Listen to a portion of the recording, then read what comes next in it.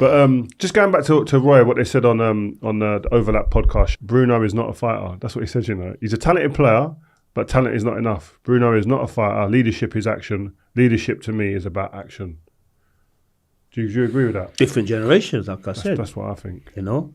I mean, the way Roy used to lead back then, if Roy was playing now, he couldn't lead his team the way he used to lead it back then. We'll get back to Coley and Rio in just a quick second, but remember, if you like this video, please like, share and subscribe. And don't forget to click the notification button so that you know when the next Big D video hits.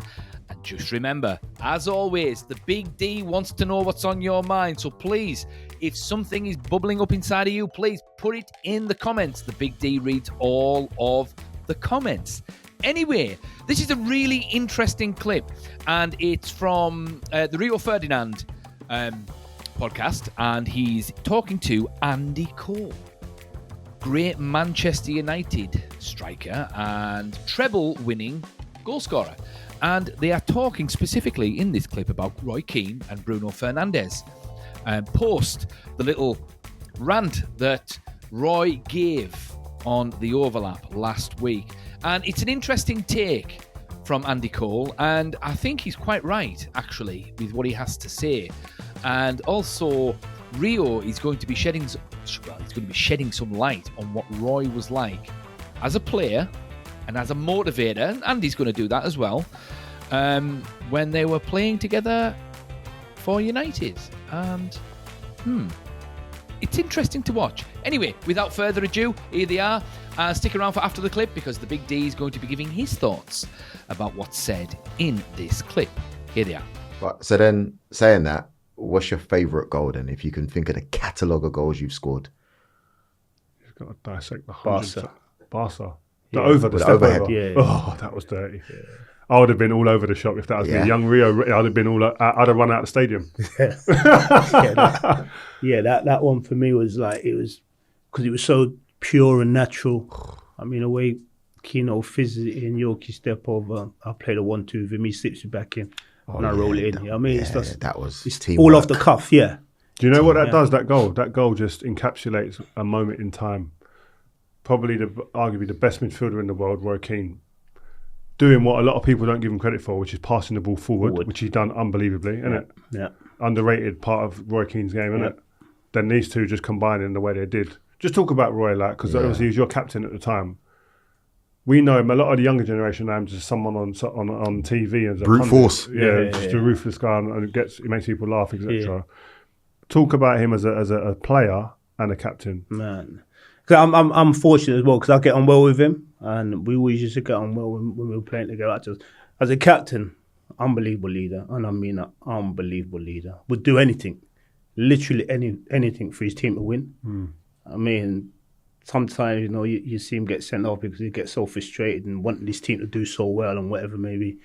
As a player, one of the best players I've ever played with. I mean, you've already touched on it. He always got the ball, always try to look forward. Always fizzed it in as well. If it ever broke down, it got absolutely ballistic. But that's what I loved. Yeah, I love that. Just elaborate on that a little bit, because that makes me laugh. Yeah, when he used to wrap it in, if it ever broke down on you, man, he got absolutely mad at you. So if you ain't got a good touch, yeah. You what is it? Is he shouting, or is it the look, or is it the? He's screaming, man. He's screaming. But for me, that's the G up. That's a G up to say, hey, I know you've got it in you. Yeah, come on. This is Man United. Yeah, I mean, need you. I mean, but that was the energy we had. And it was nice to know that someone's going to stay on your stay on your case for 90 minutes. Yeah. But for someone such as yourself, who you've got pride, you know you are who you are, does that not make you feel some type of way? Sometimes you think, why are you always on to me, man? Like, let me play my game, because that's what you hear a lot of people. Let me focus on my game. I enjoyed it. I really enjoyed it, because you know when you're playing at that level, you can't have people slap on your back all the time. You got to have people let you know, we need more from you. You know, but that's the G up that you want. Don't ever become comfortable. So just playing with him and what he used to do, like I said, as a leader, as a player, was top draw, man.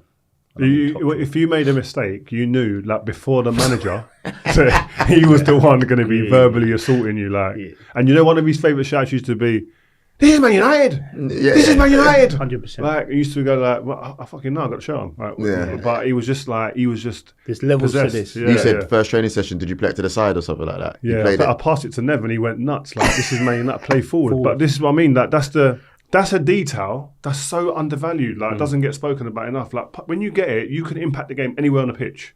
By passing it forward. Yeah. His ability with the ball was mad. Yeah. People don't realise. They don't get no credit for it. Great presence, though. Really? And I mean, the presence he had on the football pitch was mad at times.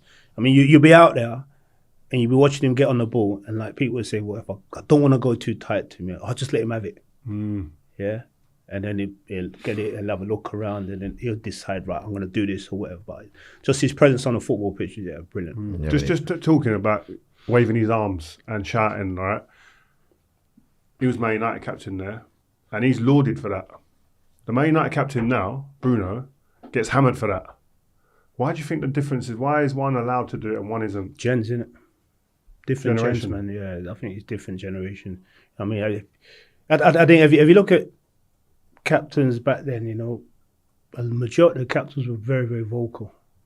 Very vocal, very, I'm saying the HR thing again, very, very abusive. You know, the ways you speak to you. But that's what we was used to, that's what we grew up with. I mean, if you look at Bruno now, and I ain't gonna lie, I love Bruno, man. I like the way he plays. He captures in a totally different way. I'm saying, because you don't see many people waving their arms around in today's game. You know, people look at that and say, oh yeah, what's he waving his arm? The guy is frustrated. He's frustrated.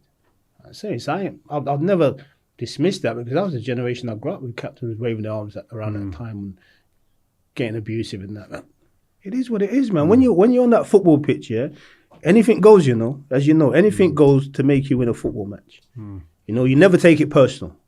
Never ever take it personal, because no one's trying to be personal with you. You're just trying to win a football match. Now, if I talk to you within those 90 minutes, if I get frustrated, yeah, there's going to be things that, yeah, I shouldn't have said, but I'm frustrated. Don't take it personal. Come off the football pitch and think, oh, you can't say that to me or whatever. With the heat of the battle, man. Yeah, it's true. I said to Rio that I thought, yeah, it's all right to get frustrated, but I thought he just looks like he's a little bit moany.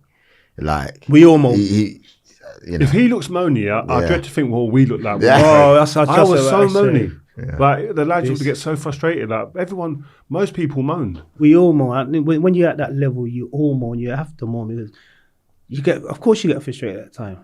I mean, Rio used to moan all the time, like he said. I used to say, bro. I mean, when I used to play against Rio, man, my man never stopped talking. Really? Seriously. Really? Seriously, never stopped talking. I'm like, yo, just play the game, man. That's me in my head, like, just play the Looking at me game. like I was mad. Yeah, 'cause I don't talk to no one on the football pitch. I'm saying, well, just play, bro. I mean, fuck that. Come on, Maybe I wasn't as well equipped to deal with things. I need to sort stuff out. You know what I mean? You got to remember, I'm playing against Coley and Yorkie or Teddy Sheridan and Ollie. For the listeners listening on audio right about now, I just want to remind you that we have 11 Premier League titles on the table. Just want to say that. Keep going. Not enough, man. Not enough. Exactly. There should have been more. But just going back to Roy, what they said on the Overlap podcast, Bruno is not a fighter. That's what he said, you know. He's a talented player, but talent is not enough. Bruno is not a fighter. Leadership is action. Leadership to me is about action. Do you agree with that? Different generations, like I said. That's what I think. You know? I mean, the way Roy used to lead back then, if Roy was playing now, he couldn't lead his team the way he used to lead it back then. Yeah, I think players today might just shut down. Yes. With someone like Roy. Yeah. Because I see him, the way I see him, you'd have stories as well, but I see Roy, even players that weren't even in the first team, he's almost ended their career before it started with some of the way his tongue was poisonous at times, isn't it? I used to stand there, you have to step back and laugh by yourself and then come out from behind the curtain and go like, oh, come on man, it's a bit out of order. Like, but like I remember he said to, I forget the guy's name, Michael Stewart, young kid, Scottish. Yeah, Scottish. Hope. Yeah, remember Michael, him? yeah. Nice guy, man. Talented footballer. Everyone's saying he's going to be the next one that comes through. And I remember what Roy said to him one day, like, I don't know why his head just went. Yeah, he said, "You know what you're going to be? You're going, you know, in a couple of years, where you're going to be? You're going to be a pub team player. You're going to be playing for a pub team." Like, but real, like, heart, and like the kid. He's looking at Roy Keane, same position, hero probably. and Roy just destroyed him. And I just saw the life drain out of his body. Just to go back to Bruno, would you have liked to play with someone like him? Because in terms of just for about his ability. Yeah, he's got great ability, man. He's got great ability. Not just the goals that he scores, because he's scoring every other week, but I think his creativity as well. Sees a pass. Always wants to get the ball. He's always striving to like pick the right pass or do the right thing. Or like I said, I really do like him. I think if Manchester United didn't have him, especially this season, they'd really struggle without him, because he is their talisman. I would look at, he is their talisman. He's a super player. With him in the team, with his passing ability, how do you connect with someone like that? So that's like, I don't know, in your team, it's probably like a Scholes from that central area. What are you saying to somebody like that? I know you don't talk about, if you're Highland, what are you saying? Is there conversations going on? I'm out of form. I need a bit of luck now. Like, look for me first. Like, look forward when you get it. I'm going to run in. Are you saying first 5 minutes, every time you get it, I'm running in behind? It's just what are you saying? It's for me. If I look at it through my eyes, yeah, and I'm saying I'm playing with Scholesy now, yeah. Scholesy knew what I liked. I knew what Scholesy liked, so I could look at Scholesy, yeah, and he's like, gone. And then I'm gone. Yeah, you know. So there's no mass communication or anything like that. Once he gets his head out, he looks at me. I know what I want. He knows. Boom, and we do it. And I always used to work on opposites anyway. So the centre half wants to drop off. Okay, I can get it to my feet, you know. But I know centre halves never ever want to run in behind. It's like I tell you that all the time. I don't want to do that. But how does Paul Scholes? A couple of things the Big D would like to say with regards to this. Roy Keane is definitely a man from a different generation. Andy Coley's 100% right. Two different generations. The way Bruno Fernandes is captaining now is completely different to how Roy Keane was captaining back then. Roy Keane would just absolutely hammer you. Bruno Fernandes seems to just get frustrated, you know? But the common denominator is they are both animated and they both look like they care. So I'll reiterate this, you know, so when Roy Keane is almost criticising Bruno Fernandes, that is just showing me that he doesn't quite understand that someone else can be different, that can care in a different way than him. Doesn't necessarily mean that Roy Keane cares more than Bruno, because Bruno Fernandes is carrying Manchester United. That's an absolute fact. Everything points towards that. But I loved Roy Keane as a player. Absolutely loved him. But I can't really take him seriously as a pundit. And I've said for years, he's more of the comic relief, really. And he's in there, and also he's almost like the cat amongst the pigeons as well. And it's very entertaining to watch. And I do enjoy watching and listening to him. But I can't help but feel that the game has moved on from his perspective of the game, so to speak. And I mean, Alex Ferguson used to talk all the time. Like, one of the things that kept him relevant for so many years, right, that kept him winning, was he was able to adapt to the different generations of players. And he understood that the way he used to coach players back into the 80s and 90s was completely different to how he used to coach the players in the noughties and, you know, the teens, right up until when he retired. And he knew that some players responded differently to others. So for every, like, hairdryer at Wayne Rooney, he knew that he maybe had to put an arm around the shoulder of Nani, so to speak, you know? And he couldn't do that to Nani because it would kill him. Now, there's one thing I don't like, and that is when someone unnecessarily sort of annihilates someone else, especially when they could potentially be like a fan, for instance. So I don't like it when, you know, you see these stories about how celebrities treat fans and whatnot, and etc. etc. So when Rio Ferdinand told that story about Michael Stewart just getting absolutely annihilated by Roy Keane, and Michael Stewart would he have been a teenager? He was fresh into the first team from the reserves, so he's going to be young. He's going to be in his teens, early 20s at the latest.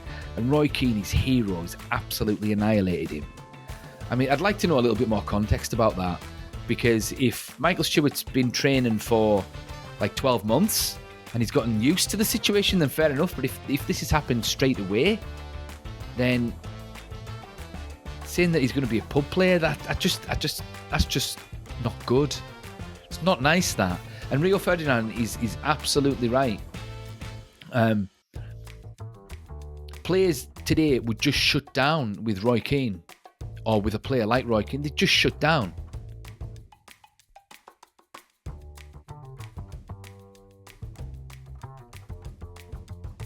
It's a completely different situation now.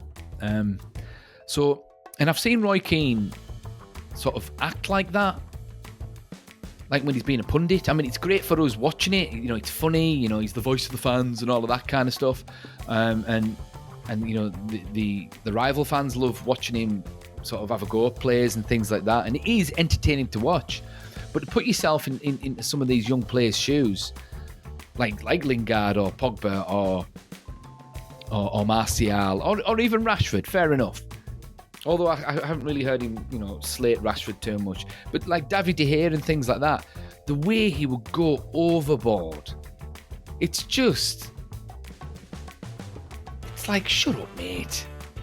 Good grief. It's not 1999 anymore, you know? And for all that they moan about how bad Manchester United are doing, I think these pundits have contributed to it. Because you never know, like Memphis Depay, he was quite an introverted kind of player. Didn't quite work out for him at Man United. I mean, did he need a shoulder? You know, someone to put an arm around his shoulder? You know, and did he listen too much to the pundits? Who knows? Who knows? Because I remember when Van Gaal was the manager and Giggsy was the assistant manager, you know, Van Gaal had to have a word, like in the press conference, and, you know, stick up for his team because, you know, like Scholesy and Neville and all these guys were absolutely lambasting the team. And he had a really young team in his second season when this happened. So people like Neville and Scholes, Keano in particular, Rio Ferdinand not too much. I mean, he's not too bad, to be honest. But they can go overboard a lot, and sometimes it's just unnecessary, and it just shows you why certain players didn't become managers, like Neville, like Roy. Well, or when I say they didn't become managers, or they didn't last long as managers, you know. Scholesy didn't last long either, because it just takes a little bit more of a sophisticated understanding of human nature and how people are different and how people react differently to certain situations and to certain people and to certain communicative tactics, you know. So yeah, I didn't like that story there that Rio said about Michael Stewart. I thought that was bang out of order, and it just shows you why Alex Ferguson let him go when he did, because he was on the verge of doing that with some other players as well, like Darren Fletcher and Wes Brown and some of those guys who would eventually go on and win the Champions League, you know, with Manchester United. So it's no coincidence that Roy Keane, that the Man United team kicked on and went on and won the league within 12 months after Roy Keane leaving, when he did. And obviously Roy Keane doesn't see it because he can't see past his own opinions, right? So yeah, it just doesn't make sense to me. Now, fair enough, back in the 90s it worked for Andy Cole, and I'm sure it worked for other players as well.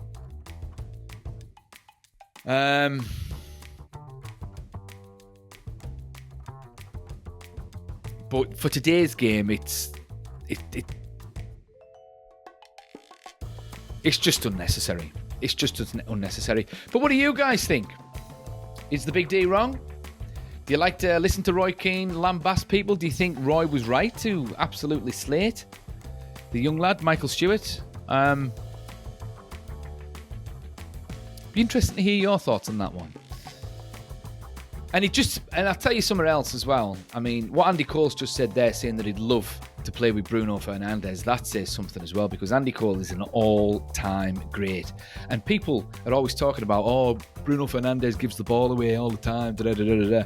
Yeah, but he also creates the most chances as well. And goal scorers like Andy Cole lap that up. They lap that stuff up. So if Andy Cole says he'd love to play with him, that's good enough for the Big D. But anyway, thoughts in the comments, and the Big D will see you in the next one.